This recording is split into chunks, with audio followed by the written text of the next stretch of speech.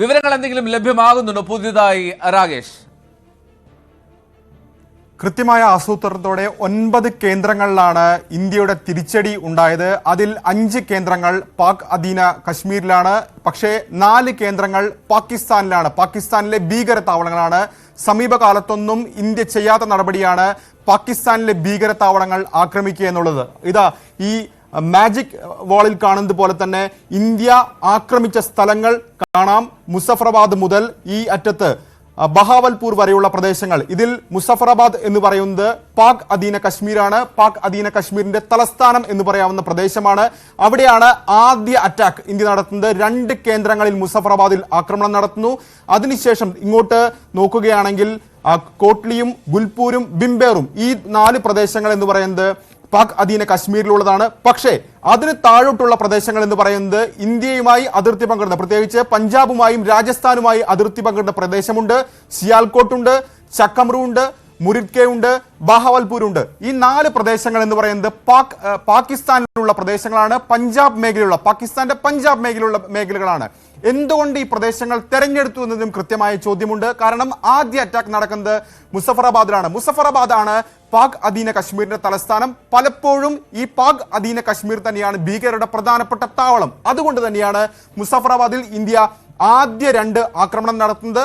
അതിനുശേഷം 3ാമത്തെ അറ്റാക്ക് ഉണ്ടാകുന്നത്, ഇന്ത്യയുടെ ആക്രമണം ഉണ്ടാകുന്നത് ബഹാവൽപൂരിലാണ്. ബഹാവൽപൂർ തെരഞ്ഞെടുക്കാൻ കൃത്യമായ കാരണമുണ്ട്, കൃത്യമായ ലക്ഷ്യമുണ്ട്. അവിടെയുള്ള ഭീകര താവളങ്ങളെ അടിച്ചമർത്തുക എന്ന് തന്നെയാണ് ലക്ഷ്യം. കാരണം ജെയ്ഷ് ഇ മുഹമ്മദിന്റെ ആസ്ഥാനം പ്രവർത്തിക്കുന്നത് ബഹാവൽപൂരിലാണ്. അതുകൊണ്ട് തന്നെയാണ് ബഹാവൽപൂർ തെരഞ്ഞെടുത്തിരിക്കുന്നത്. കാരണം ഇന്ത്യയിൽ നടത്തിയിട്ടുള്ള എണ്ണിയാലൊടുങ്ങാത്ത അക്രമങ്ങൾക്ക് ജെയ്ഷ് ഇ മുഹമ്മദിന് പങ്കുണ്ട്. അത് പാർലമെന്റ് ആക്രമണമാകട്ടെ, അതിനുശേഷം ഇന്ത്യയിൽ നടന്ന പല ആക്രമണങ്ങളാകട്ടെ, മൗലാന മസൂദ് അസറിന് പങ്കുണ്ട്. അദ്ദേഹത്തിന്റെ സംഘടനയ്ക്ക്, ആ ഭീകരന്റെ സംഘടനയ്ക്ക് പങ്കുണ്ട്.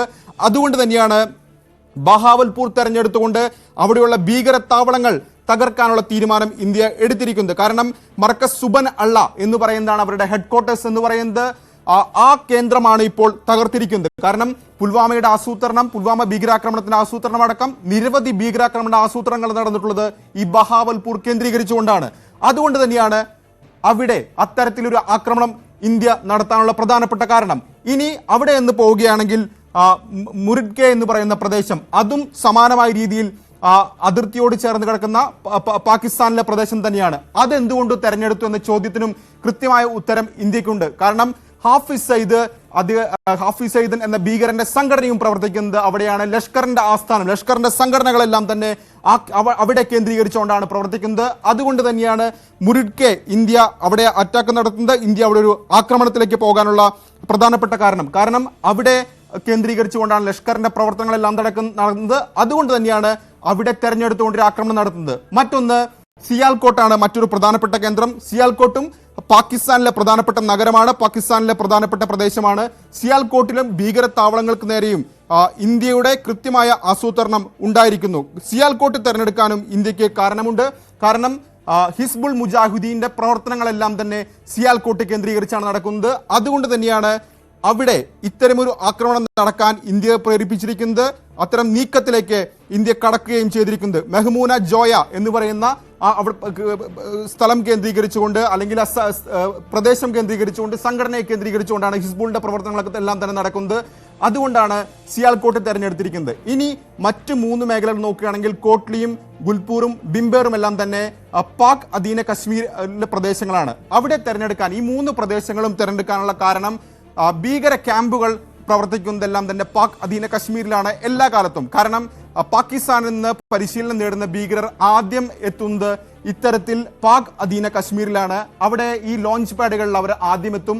ഈ ലോഞ്ച് പാഡുകളിൽ നിന്ന് കൃത്യമായി ആസൂത്രണത്തോടുകൂടി ഒരു ലോഞ്ച് പാഡിൽ നിന്ന് അവർ എത്തുകയും ഒപ്പം തന്നെ ഇന്ത്യയിലേക്ക് പ്രവേശിക്കാൻ എന്തെങ്കിലും സാഹചര്യം ഉണ്ടെങ്കിൽ അവർ ഇന്ത്യയിലേക്ക് കടക്കുകയും, അതിന് പാകിസ്ഥാൻ സൈന്യത്തിന്റെ, സേനയുടെ ഒക്കെ തന്നെ പിന്തുണയുണ്ട്. അങ്ങനെ ഇന്ത്യയിൽ പ്രവേശിച്ചുകൊണ്ട് ആക്രമണം നടത്തുന്നതാണ് പതിവ്. ഇപ്പോൾ പഹൽഗാമിലുണ്ടായ ആക്രമണത്തിൽ പോലും അത്തരത്തിലുള്ള നീക്കമാണ് നടന്നിട്ടുള്ളത്. കാരണം 1.5 വർഷം മുമ്പ് അവർ ഇന്ത്യയിലേക്ക് എത്തി പാക് സൈന്യത്തിന്റെ സഹായത്തോടു കൂടി. പിന്നീട് ഇവിടെ ഒരു തക്കം പാർത്തിരുന്നുകൊണ്ട് സാഹചര്യം അനുകൂലമായ ആക്രമണം നടത്തുന്നതാണ് പതിവ്. അപ്പോൾ കൃത്യമായ ആസൂത്രണത്തോടു കൂടി തന്നെയാണ് ഈ 9 കേന്ദ്രങ്ങൾ തെരഞ്ഞെടുത്ത് ഇന്ത്യ ശക്തമായ തിരിച്ചടി നൽകിയിരിക്കുന്നത്.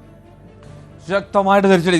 ആകെ സൂചിപ്പിച്ചതുപോലെ സൈന്യത്തിന്റെ ഒഫീഷ്യൽ ട്വിറ്റർ ഹാൻഡിൽ അല്ലെങ്കിൽ എക്സ് ഹാൻഡിൽ പറയുന്നത് പോലെ ജസ്റ്റിസ് ഈസ് സെർവ്ഡ്, നീതി നടപ്പാക്കിയിരിക്കുന്നു. നീതി നടപ്പാക്കിയതിന്റെ സന്തോഷം, അതിന്റെ അഭിമാനമുണ്ട് രാജ്യത്തെ ഓരോ ജനങ്ങൾക്കും.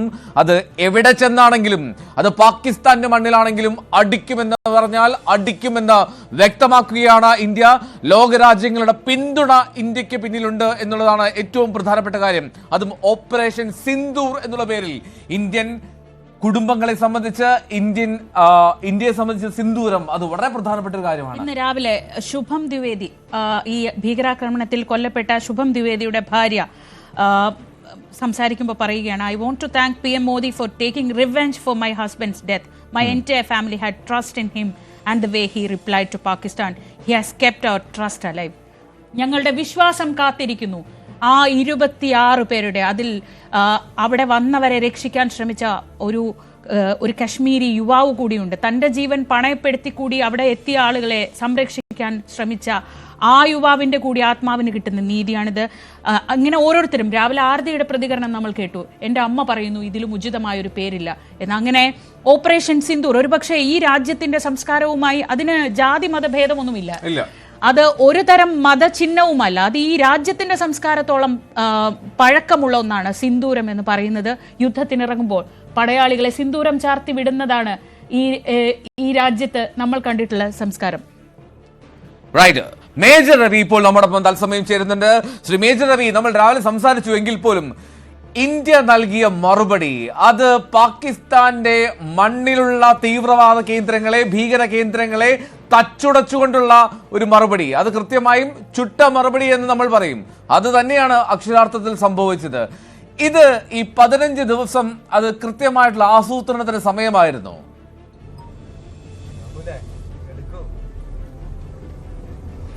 ഡെഫിനറ്റായിട്ടും എല്ലാ സമയത്തും ഞാനത് പറയുകയാണെന്ന് നിങ്ങളൊന്ന് വെയിറ്റ് ചെയ്യും. കാരണം എന്താ വെച്ചാൽ നമ്മുടെ വികാരത്തിന്റെ കൂട്ടത്തിൽ വിവേകം കൂടെ വരുമ്പോഴാണ് ഒരു ഗവൺമെന്റ് ആയിട്ട് വരുന്നത്. ഗവൺമെന്റ് ജനങ്ങളുടെ വികാരം മനസ്സിലാക്കി, ഗവൺമെന്റിന്റെ വികാരമുണ്ട്.